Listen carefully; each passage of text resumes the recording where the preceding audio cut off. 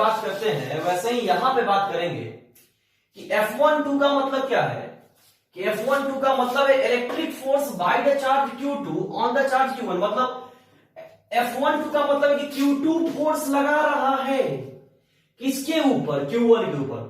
F12 का मतलब क्या है, Q2 चार्ज फोर्स लगाया है किसके ऊपर, Q1 के ऊपर, वो है F12। इसका मतलब डायरेक्शन लगाने का क्या है, तो 2 से 1। गौर से देख, Q2 लगाया Q1 पे, मतलब ऐसे, तो जब ऐसे लगाया ऐसे, तो डायरेक्शन क्या हुआ, 2 से 1, और दूरी आ रही है तो यूनिट वेक्टर के फॉर्म में इसको लिखते हैं, इसको लिखेंगे 2 से 1 यानी R21 और कैप लगा देंगे, क्योंकि यूनिट वेक्टर का मैग्नीट्यूड क्या होता है 1, तो ऐसे लिखने से कोई टेंशन नहीं होगा। बात समझ रहे हो, कोई डाउट। वैसे ही F12 को F12 तो लिख लिया, अब बात होता है F21 की, तो F21 को लिखेगा तो क्या लिखेंगे, 1/4 पाई एप्सिलॉन 0 Q1 Q2 भाई R स्क्वायर। अब बात क्या होता है F21, मतलब कि Q1 लगा रहा है फोर्स, कौन लगा रहा है, Q1, किसके ऊपर लगा रहा है, Q2 के ऊपर, मतलब डायरेक्शन ये है ये, तो ये का मतलब 1 से 2, यानी यहां हो जाएगा R12। कोई दिक्कत। अब तू देख, ये यूनिट वेक्टर है, ये यूनिट वेक्टर है, ये तो वेक्टर फॉर्म में लिखे। अगर मैग्नीट्यूड फॉर्म में लिखना हो, कौन फॉर्म में, मैग्नीट्यूड फॉर्म में, तो हम क्या करेंगे, इसका भी 1 इसका भी 1, तो दोनों का सेम आ जाएगा। यानी अगर इसी को मैग्नीट्यूड में लिखें,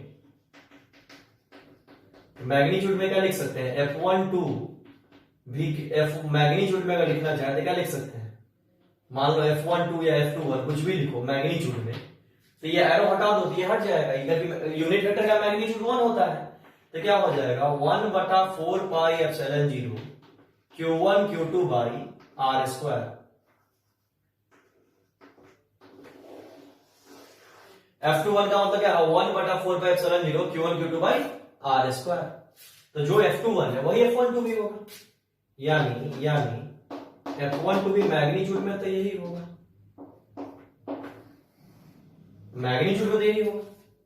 मतलब हम क्या सीखे, पहला पॉइंट हम क्या सीखे, गौर से देख और जवाब देना।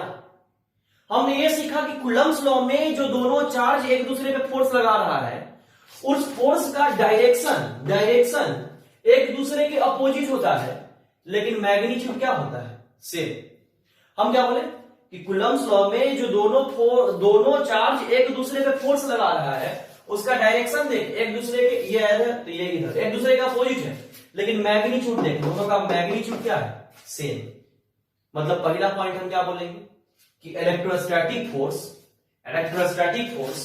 का मैग्नीट्यूड क्या है, सेम, लेकिन डायरेक्शन एक दूसरे का क्या है, अपोजिट। पहला बात समझ में आया, पहले इतना नोट करो, फिर इसका पॉइंट बनाकर हम लिखवाने लगेंगे, जल्दी नोट करो।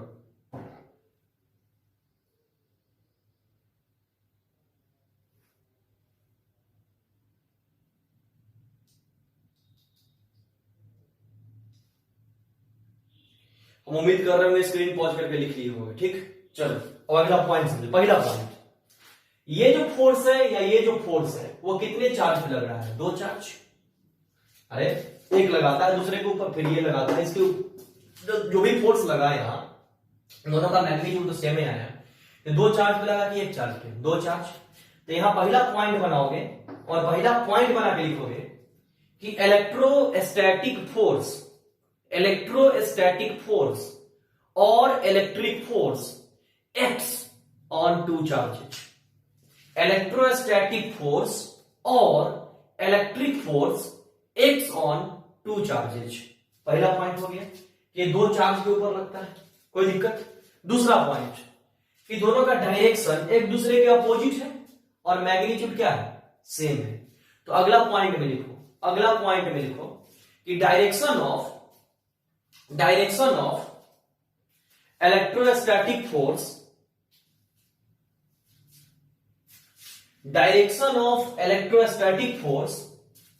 on the both charges, direction of electrostatic force on the both charges is opposite to each other.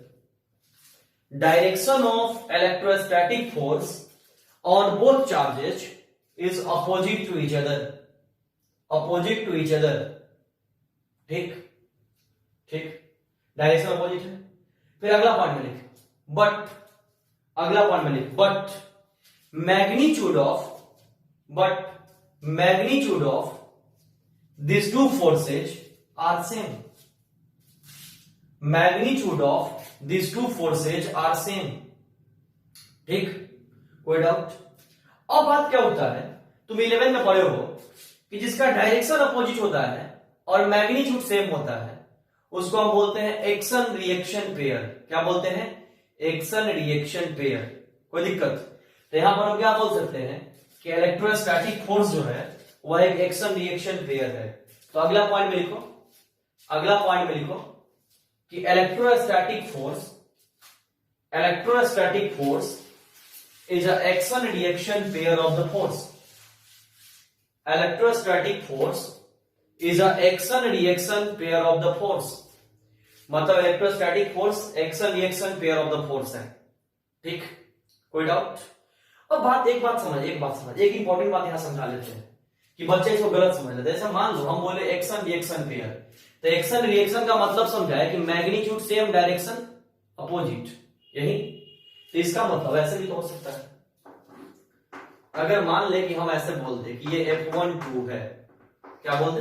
F12, ठीक, ये, और हम बोल दे कि ये F21 है, तो यहां पर भी तो समझेगा कि भाई मैग्नीट्यूड दोनों का सेम है और डायरेक्शन एक का ऊपर और एक का नीचे है, मतलब मैग्नीट्यूड सेम है और डायरेक्शन अपोजिट है, तो ये भी एक्शन रिएक्शन पेयर हुआ, ये भी एक्शन रिएक्शन पेयर हुआ, और हुआ ना। लेकिन अंतर क्या है कूलम्ब्स लॉ में और इसमें, कि कूलम्ब्स लॉ में कहता है कि एक्शन रिएक्शन पेयर होगा, लेकिन ये सब वैलिड कब होगा? एक्शन रिएक्शन पेयर होगा, लेकिन ये सब वैलिड कब होगा? तो ये सब वैलिड एक लाइन पे होगा। गौर से देख ले, कूलम्ब्स लॉ क्या कह रहा है कि एक्शन रिएक्शन पेयर होगा, मतलब दोनों फोर्स का मैग्नीट्यूड सेम होगा, डायरेक्शन एक दूसरे का अपोजिट होगा, लेकिन ये सारा कहानी एक लाइन पे होगा। मतलब इसका मतलब समझना कि एक्शन रिएक्शन का मतलब तो सिंपल ये होता है कि मैग्नीट्यूड सेम डायरेक्शन अपोजिट, है ना, उसको एक्शन रिएक्शन बोल देते, 11 में पढ़े हैं। लेकिन यहां कूलम्ब्स लॉ ये नहीं बोलता है, कूलम्ब्स लॉ कहता है कि इलेक्ट्रोस्टैटिक फोर्स मैग्नीट्यूड सेम होगा, डायरेक्शन अपोजिट होगा, लेकिन एक लाइन पे होगा। तो केवल इतना ही बोल के नहीं रुक सकते हैं कि एक्शन रिएक्शन पेयर है। तो अगले पॉइंट में इस बात को भी लिख लो, अगले पॉइंट में इस बात को भी लिख लो कि डायरेक्शन ऑफ फोर्सेज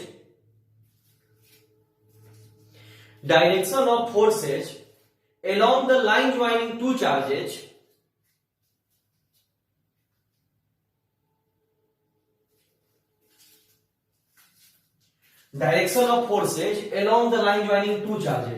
मतलब चाहो तो इसको ऐसे कंप्लीट ऐसे भी लिख सकते हो कि it is action reaction pair of force, direction of forces along the line joining two charges। मतलब एक्शन रिएक्शन पेयर है, एक्शन रिएक्शन पेयर है, लेकिन कंडीशन है कि ये जो भी होगा वो एक लाइन का होगा, दो अलग अलग लाइन में कभी भी कूलम्ब्स लॉ का नहीं लगेगा। जो भी कहानी होगा कितने लाइन में? एक। ठीक, ये बात तो समझ में आ गई। ठीक, हाँ एक चीज और, अब हम ये बात कह सकते हैं कि Newton third law of motion mechanics में पढ़ाए थे, तो हम बोले थे कि हम इस दीवार पे जितना जोर से मारेंगे उतना ही जोर का चोट मेरे हाथ पे लगेगा।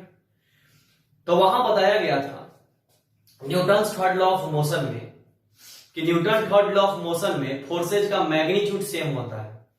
Newton's third law of motion में बताया गया था कि फोर्सेज का मैग्नीट्यूड सेम होता है, डायरेक्शन अपोजिट होता है। तो यहां पर भी तो कूलम्ब्स लॉ में ये बताया गया कि फोर्सेज का मैग्नीट्यूड सेम है और डायरेक्शन एक दूसरे के अपोजिट है। मैग्नीट्यूड सेम है लेकिन डायरेक्शन एक दूसरे के अपोजिट है। बात समझ रहे हो ना?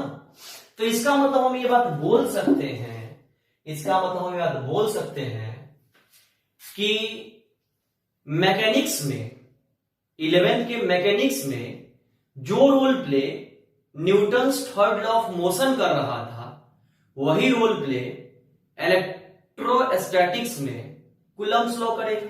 वही रोल प्ले इलेक्ट्रोस्टैटिक्स में कौन करेगा? कूलम्ब्स लॉ करेगा। इसको भी नोट बना के लिख लो एक पॉइंट, और लास्ट में नोट बना के एक पॉइंट और लास्ट में लिख लो कि Newton's third law of motion Newton's third law of motion plays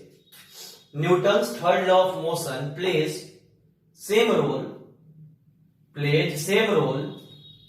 in mechanics as Coulomb's